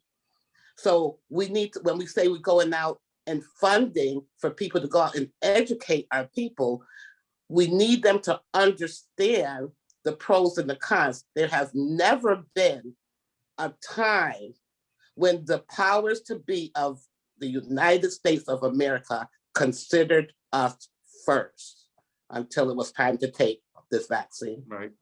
That's all I agree. That's all I got to say on that. I agree. I'll be honest with you. I was very wary of getting the vaccine myself, because the long term, there's no true study on the long term. Yeah, long term for me, I'm not going to have kids. I'm not going to do that. If I get 25 years, I'm good. But a 10-year-old, a 12-year-old, a 19-year-old, or someone who's recently married that's planning on having plenty of kids, let's question what it is. Okay. Exactly. All righty. Are you? Councilwoman Surgeon, she said she has to go, so I want to get to her piece. Who? Councilwoman Surgeon, she have to meet at 8 o'clock. We all have a Yes, we do have a meeting at 8 p.m. So we need to wrap this up because we've been with you guys for 2 hours. Not that I'm complaining, but we want to have another meeting we have to attend. Right. So thank you, Councilman. We're going to move on to Councilwoman, right? Councilwoman, I'm sorry. The chair of Planning, Economic Development, Housing. Introduce yourself, madam. Right. Thank you very much, Madam Spokesperson. And good evening to the 7th Democratic Town Committee and the people or in the community who's joining with us. My name is Shirley Surgeon, and I am the chair of the Planning, Economic Development, Housing Committee. I had a PowerPoint presentation for things, but you know what? I'm not even going to go through it because one of the things I like to do is I like to educate my community, because I think if we educate and we know information, then we are so much more knowledgeable to make decisions. So I don't know if you have that, Siobhan, if you can pull it up really fast. Yeah. Did you share with me? I did, but here it is right here. Okay, perfect. We'll just leave it like that. Okay. So I am the chair of the it's not zoning, it's PD&H Development Committee. I'm also a member of the Management and Budget and Accountability Committee. And the department, which basically is under the Planning, Economic Development, Housing Committee, is the Department of Development Services. Next slide. One of the things I wanted was to make sure the community know about is, It's a big word. They say planning, equity, and development. What is it all about? There's 5 divisions. There's housing, license and inspection, blight and remediation, small business and community and small business. I hear Phyllis talked about, there's merchants up in the top part of Blue Hills Avenue. What can they do to get some help? They can call Development Services, the small business division. There they can apply for funds for helping their business. There are funds for the thing that goes over the front of the stores. Can't remember the name. Facade. The facade. So there's money there. And what our community don't know and our small business people don't know is that there is help, we just that we don't know where to go. And that's one of the reasons why I chose to be on this committee, because for me, economic development and education are the 2 most important things that's going to uplift the Black community out of where we are. So one of the other things Phyllis asked about is housing. Well, do you know that people in our community can borrow money from the city at a very low interest rate to do their roof, to do some siding, to do their porches? There's a housing and property management division. Also, in this division, we also have the blight remediation. Your next door neighbor's house is blighted and they're not doing anything about that.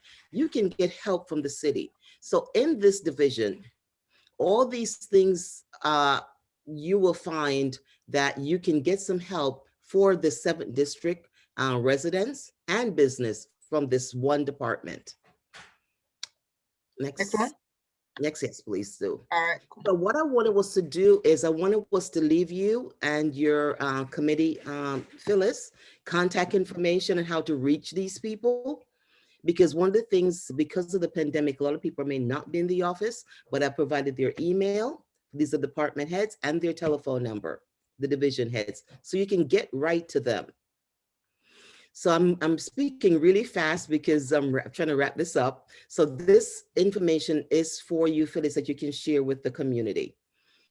Next slide, Ms. Siobhan. One of the things the 7th District Town Committee asked me to do is talk about what kind of development is going on in North Hartford. So these are some of the development that's going on in North Hartford, but let's be specific to the Blue Hills 7th District neighborhood. Everybody knows about the Blue Hills Rec Center right at the corner of Lebanon and Tower. Everybody knows where that is. Okay, well, that is really right now, they're looking at doing some remediation of the building. It's going to cost about $100,000. They have hired a consultant to go through it. They know that they're going to have to remediate the building, removing environmental issues. And then thereafter, they're going to renovate it. So that's one of the good things that's going to be coming up. And this is all planned for 2021. Another economic development that may be going on in Blue Hills is 25 Cornwall Street. That's like Cornwall and Burlington. Thank you, Burlington. You have it right there. Mm-hmm. That there was an empty building right there. Yeah. It's owned by the church. There is someone proposed on buying that building and maybe doing some senior housing. This is all in a conversational time right now. So we don't know if the purchase has gone through as yet, but that's something that may happen in the community. Another development that affects the 7th District is the McCook Hospital. Jimmy Sanchez, I didn't know you were born there, but this is really great to know. Right now, the city is estimating for, everybody know where the McCook Hospital is? Corner of Coventry, right there by the senior center. Right there. So they are estimating to be about $3 to $5 million for abatement and remediation.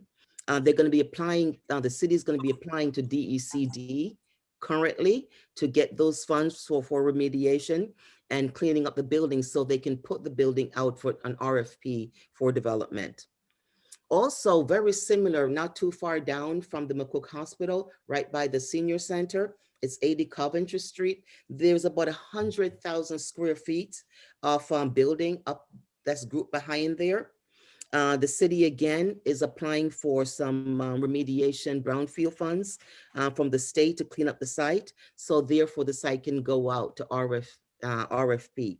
So there are movements in our community. It's not fast, but it's on the block for something to be done. Now it's up to the town committee and the members of the 7th district area to stay in touch, lobby to make sure these things happen. Don't forget are scheduled to happen, and keep getting information of where it stands. So the list of other things on here, which I didn't really want us to go into, if you guys wanted us to find out more information on it, is basically information that's going on in North Hartford. There is the Northwest Jones building on Albany Avenue. Everybody know where that is, by Albany, by the light. Okay. The library. Right. So the city is also applying for the state for some remediation funds so that they can remediate the building. It's an historic building. It's the first building that was the Board of Education for the city of Hartford, many, many moons ago. So they want to remediate it and board it up, not really board it up, but actually make sure it's ready so nothing more deteriorates on it. So don't use the word boarded up, but the word they used was to stabilize the building so they can find out what the community would like to see happen on that site. Let's see, 3580 Main Street. Someone just bought, everybody know where that's an old Fuller Brush building up there. Company bought that. They're also right now, there's a combination of, they're thinking of putting housing there, office there, some light industrial use for that building. So there is conversation, and the project will be beginning sometime in 2021. Just to stay tuned, just stay in reference to the 7th district. I know the Swift factory has some renovations, yes, and they have space that they can open up. Right. But the concerns of members of the 7th district. Let me also add that the library from Barber Street is going to be moving to the Swiss factory. That is correct. Okay. Awesome. So I'm sorry I didn't add it on the list. There's so much information that you're trying to put together. So there's some positive accomplishments, in the 7th district and North Hartford. And so basically I left you also with my contact information and also how to contact my my assistant, Sadea Lee, who lives in Blue Hills. Okay. I want to tell you a little bit about her to get her involved in the 7th district. I was door knocking when I ran for office in 2019. She's a young lady, was born in Blue Hills, grew up in Hartford, went off to school, came back. These are young people that's in our community who are looking to get involved. Okay. Just to let you know for future conversation, blighted properties is a concern, and land use is a concern as well. And enforcing, this is for all the council people, enforcing the ordinance. A lot of the ordinance that's on the board on record is not being enforced. Like businesses cleaning in front of their property for one, and keeping the place clean. Homeowners doing what they need to do. These are things that are on the record, but they're not being enforced. We need to get that enforcement department to do their job. So we're not talking about the same thing over and over again. I would just include right there that we have a serious enforcement issue, but due to lack of funding really, and the reduction of staff really has put the strain on a lot of departments. So we would respectfully request that you help us advocate for additional funds to be budgeted to those respective departments in zoning, in particularly, so that the zoning enforcement officers will actually be out in the community to help enforce a lot of these things.